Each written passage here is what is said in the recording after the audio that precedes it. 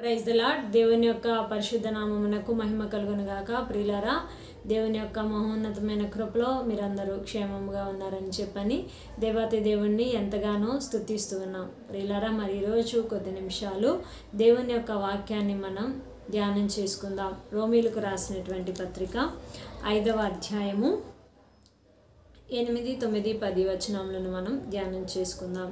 అయితే దేవుడు మన ఎడల తన ప్రేమను వెల్లడిపరచుచున్నాడు. ఎట్లనగా మనం ఇంకనూ పాపులమై ఉండగానే క్రీస్తు మన కొరకు చనిపోయాను. కాబట్టి ఆయన రక్తం వలన ఇప్పుడు నీతిమంతులముగా తీర్చబడి మరింత నిశ్చయముగా ఆయన ద్వారా ఉగ్రత నుండి రక్షింపబడదుము.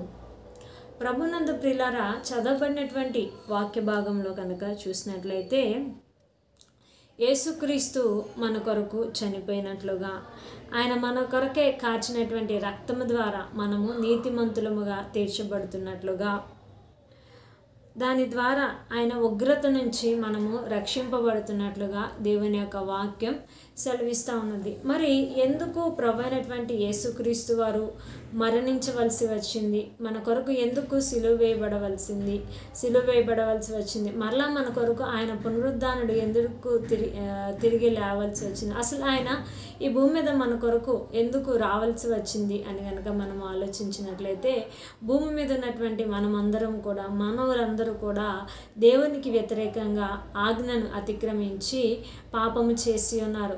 మానవులందరూ కూడా జన్మతః కర్మతః ప్రతి ఒక్కరు కూడా పాపులుగా అయిపోయారు. అయితే పాపము చేసి ఎవ్వరు కూడా అపవాది చేతుల్లోనికి వెళ్ళిపోకూడదు, పాపము చేసి ఎవ్వరు కూడా నశించిపోకూడదు అని చెప్పని దేవాతి దేవుడు తన యొక్క కుమారుణ్ణి మన కొరకు ఈ భూమి మీదకి పంపించి ఉన్నారు. మరి ఆయన ఈ భూలోకంలో 33.5 సంవత్సరములు జీవించి మన కొరకు అనేకమైన విషయాలను మనకు తెలియచేసి, అనేకమైన అద్భుతాలు, ఆశ్చర్య కార్యాలు, స్వస్థత కార్యాలు జరిగించి మరణించినటువంటి వారిని లేపి, ఆయన ఇంకా ఆశ్చర్యకరమైనటువంటి కార్యాలు, బహుఘనమైనటువంటి కార్యములను ఆయన ఎన్నో జరిగించి, అన్నిటికంటే ప్రాముఖ్యంగా ఈ భూలోకంలో, ఈ లోకంలో పాపభూయిష్టమైనటువంటి ఈ లోకంలో జీవించి కూడా పాపమంటనటువంటి పరిశుద్ధుడిగా ప్రభువైనటువంటి యేసుక్రీస్తు వారు జీవించి అపవాదిని జయించి, మరి ఈ లోకంలో మనకు ఒక మంచి మాదిరికరమైనటువంటి జీవితంను జీవించి చూయించి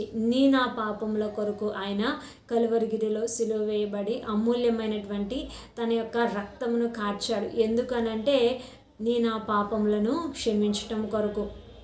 ప్రభునందు ప్రియులారా, దేవుని యొక్క వాక్యం ఏమని సెలవిస్తూ ఉన్నదంటే, ఏ భేదమును లేదు, అందరూ పాపము చేసి దేవుడు అనుగ్రహించు మహిమను పొందలేకపోవచ్చున్నారు అని చెప్పని దేవుని యొక్క వాక్యం మనకి సెలవిస్తూ ఉన్నది. నిజమే, పెద్దవారా చిన్నవారా అని చెప్పని ఏ భేదము లేదు, స్త్రీ పురుష భేదము లేదు, చిన్నలు పెద్దలు అనే భేదము లేదు, లేకపోతే గొప్పవారు ధనికులు, పేదవారు, మధ్యస్థ కుటుంబిక సభ్యులు అని చెప్పని ఎలాంటి భేదం లేదు. కానీ భూమి మీద ఉన్నటువంటి ప్రతి ఒక్క మనిషి, మానవ జన్మ ఎత్తినటువంటి ప్రతి ఒక్కరు కూడా పాపము చేసి దేవుడు అనుగ్రహించే మహిమను పొందలేకపోవచ్చు ఉన్నారంట. ఒక మానవుడే దేవునికి వ్యతిరేకంగా తిరుగుబాటు చేస్తూ ఉన్నాడు. దేవుని మాట వినుకోకుండా జీవిస్తున్నది మానవుడి. సృష్టిలో అన్నీ కూడా దేవునికి ఎంతగానో లోబడుతున్నాయి, కానీ మానవుడు మాత్రము దేవుని మాటకు లోబడకుండా, దేవునికి విధేయత చూపించకుండా అజ్ఞానములోను పాపములోను అపవాది యొక్క బానిసత్వంలో జీవిస్తూ ఉన్నాడు. మరి అయితే దేవాతి దేవుడు మనందరికీ కూడా అపవాది యొక్క బానిసత్వం నుంచి విడిపించి ఆయన యొక్క మహిమ ఎదుట మనం నిలబడాలి అని అంటే మనము పరిశుద్ధపరచబడినటువంటి వారముగా ఉండాలి. మనము పాపులుగా ఉంటే దేవుని యొక్క మహిమను మనము చూడలేం. కాబట్టి మనలను పరిశుద్ధపరచటానికి, మనలో ఉన్నటువంటి ప్రతి విధమైనటువంటి పాపమును తీసివేసి నన్ను నీతిమంతులుగా తీర్చిదిద్దటానికి యేసయ్య సిలువలో మనందరి కొరకు రక్తం కార్చాడు. ఆయన మరణించాడు, ఆయన పునరుద్ధానుడుగా తిరిగి లేచాడు. మరి మనం చేయవలసిందల్లా ఏమిటి అని అంటే, ఆయన యొక్క జనన మరణ పునరుద్ధానములను మనము నమ్మాలి. ఆయన మన పాపములకు ప్రాయశ్చిత్తం ఆయన మన పాపములకు ప్రాయశ్చిత్తార్థమై, ఈ లోక రక్షణార్థమై ఆయన సిలువ వేయబడ్డాడు. నా పాపముల కొరకు ఆయన సిలువ వేయబడ్డాడు.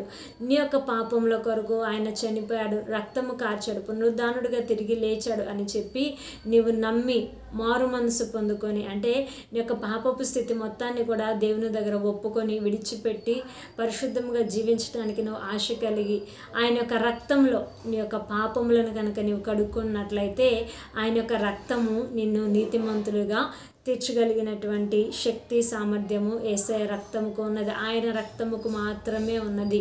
ఇంకా ఎవరి రక్తమునకు మనల్ని పరిశుద్ధులుగా చేసేటువంటి అధికారము లేదు.